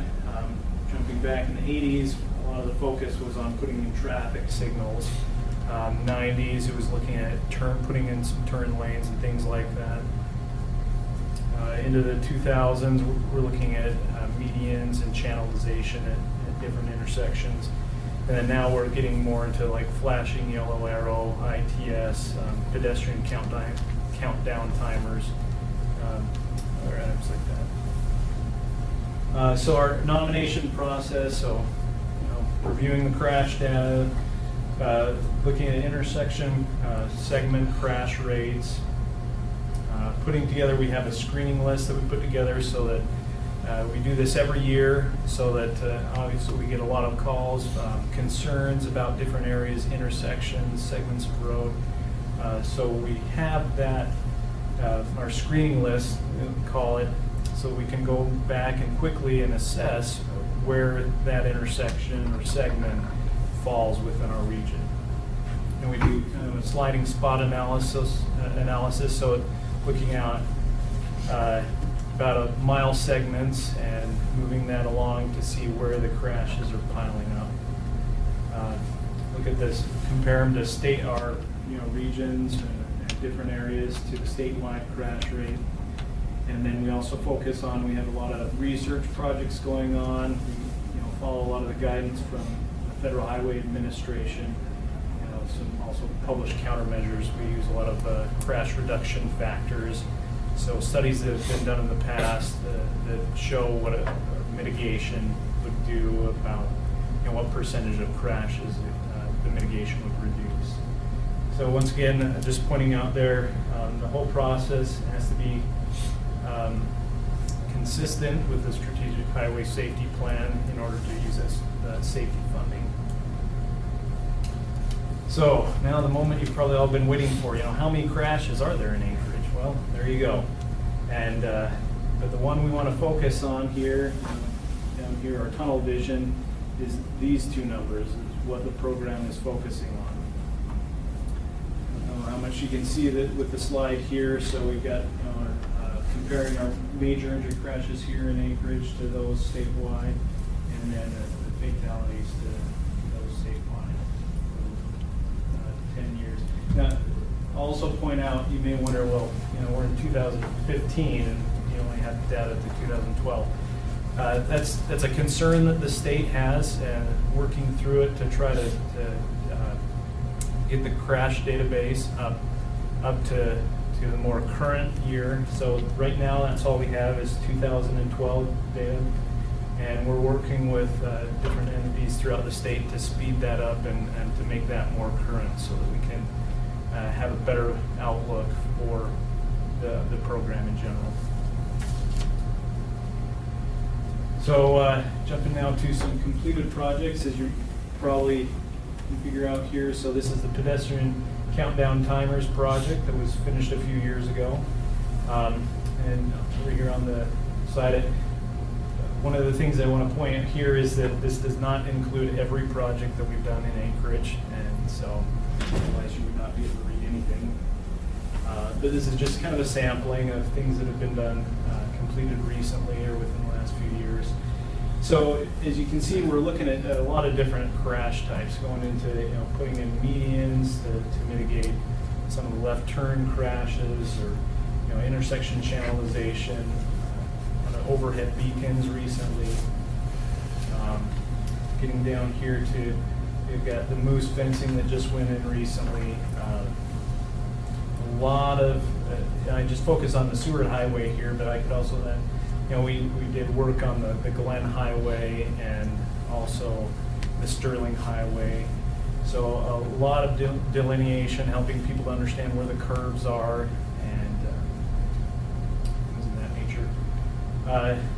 And another one is that it's interesting, we work a lot with the railroad and helping to upgrade crossings and other items where we're coming in conflict and keeping those up to par where they should be.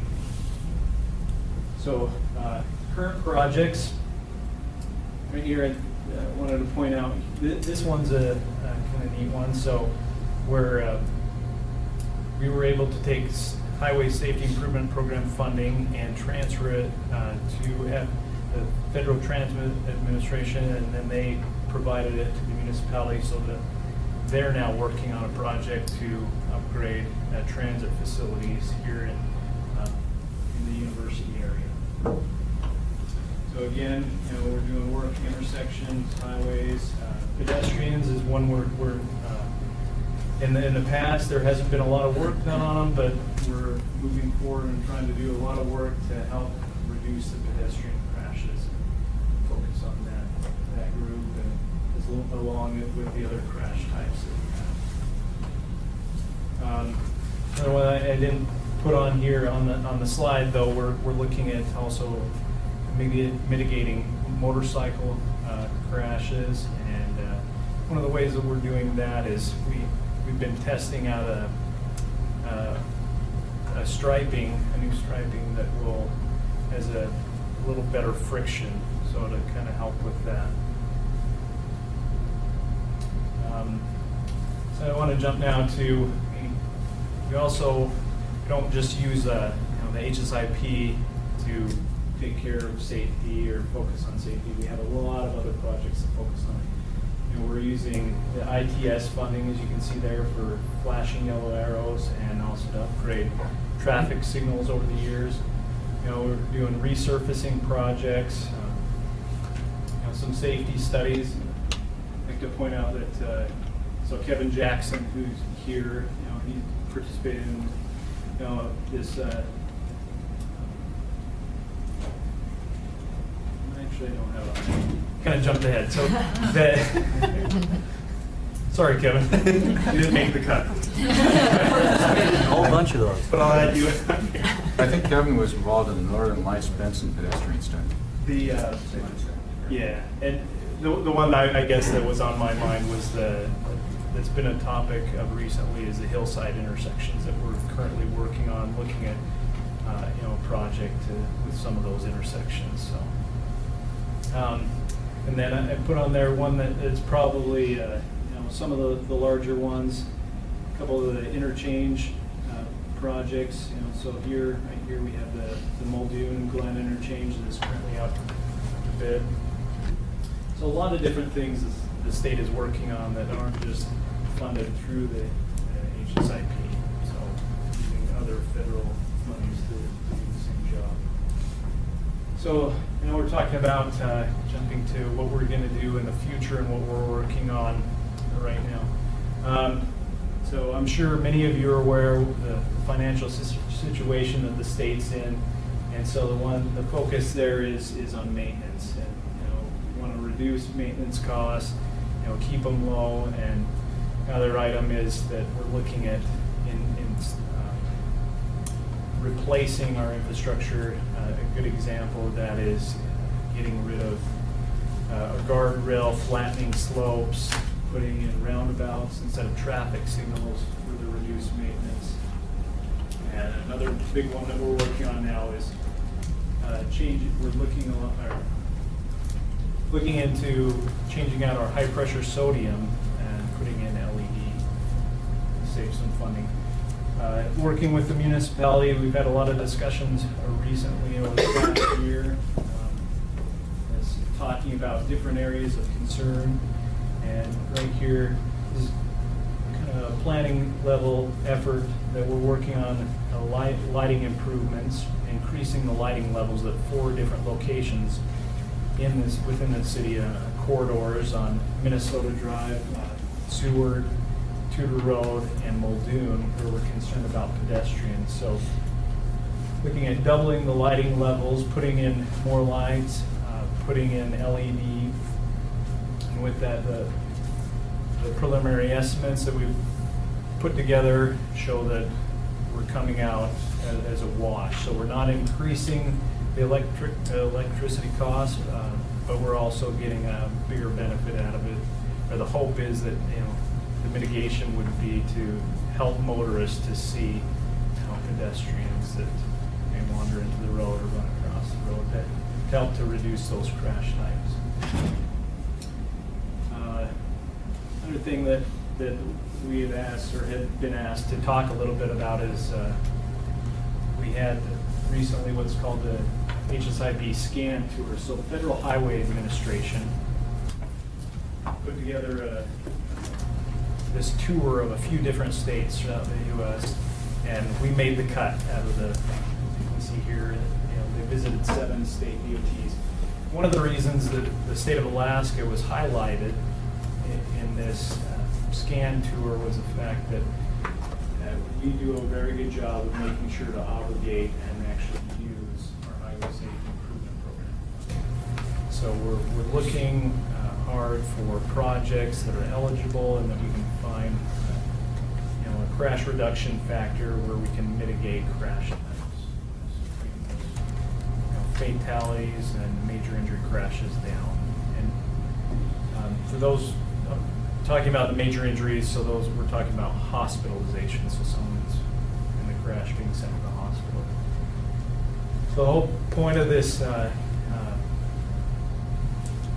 the scan tour was that they're putting together a report. You can see it's made up of consultants, state DOTs, there's about 3 state DOT representatives, and then FHWA had some representation from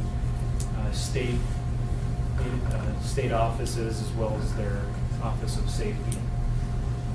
So they're looking at having a report late this year, possibly early next year, and then they're going to put out a webinar talking about, some of the best practices of HSIP. So that was pretty neat to be involved in that.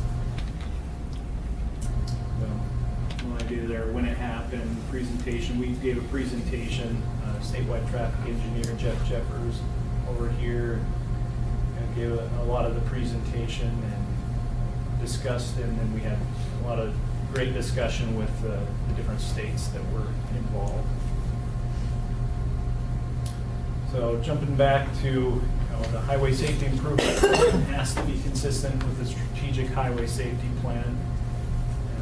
Showing here that we have a benefit cost ratio of about 2.6 statewide, and then our focus areas: run off the road, head on, intersection crashes, pedestrian, bicyclists, motorcycles. So with that, I'm sorry I did not get the memo, so I don't have any other slides to ask for questions, but follow up and ask for questions.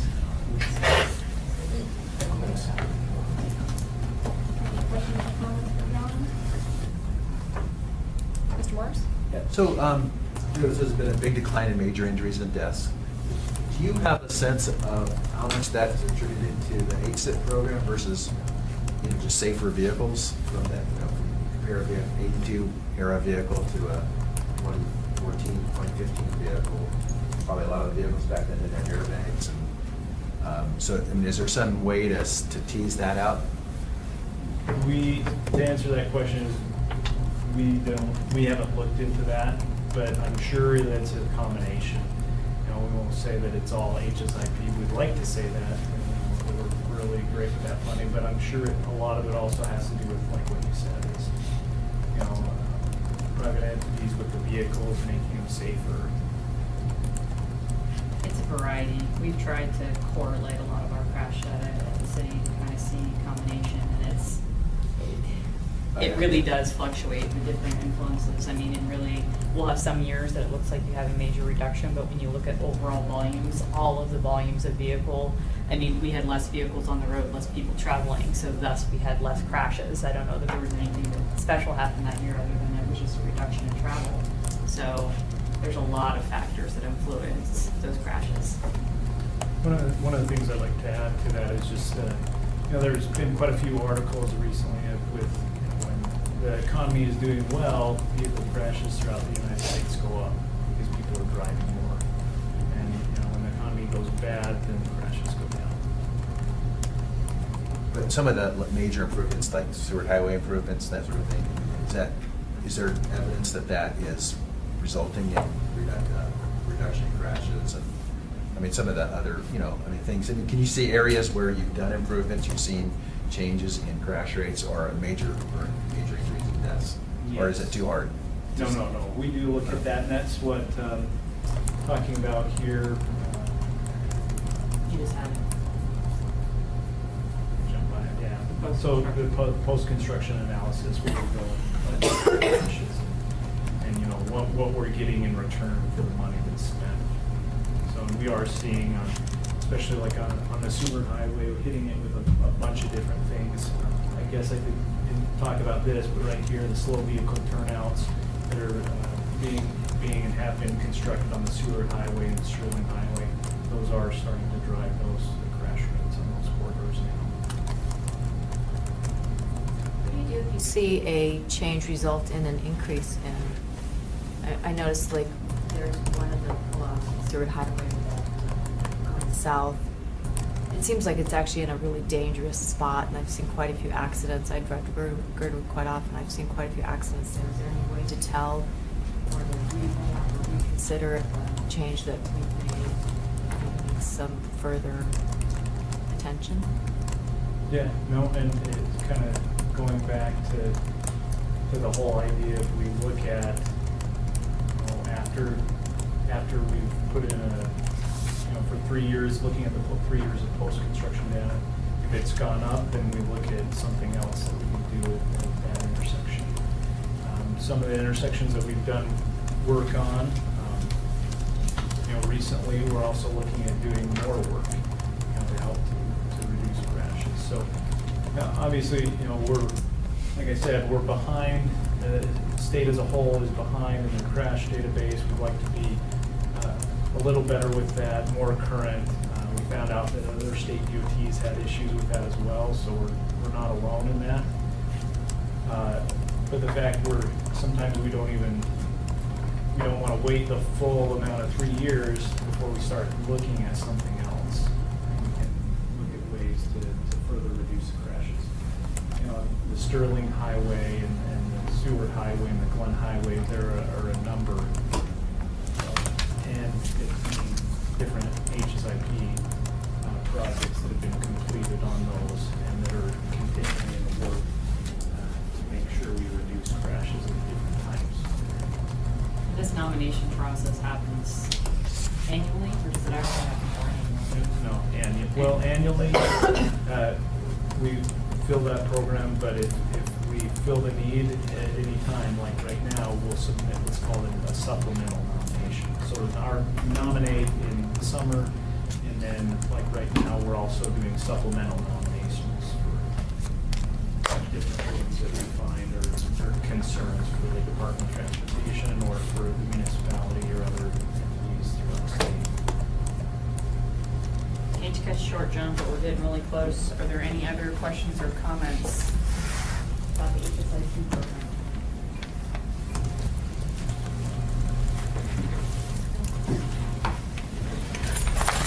Are there any other committee comments at this time for the good of the order before we adjourn? Thank you very much.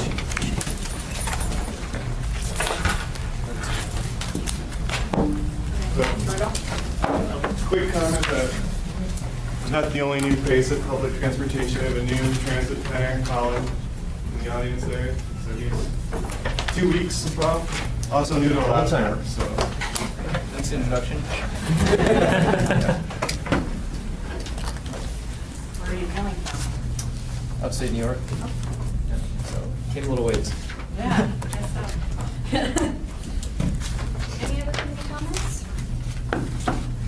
All right, the next AMATS meeting is a week from today. The policy committee meeting will be meeting the 19th of November downtown at 1:30, and we will be back here next month on the 3rd of December.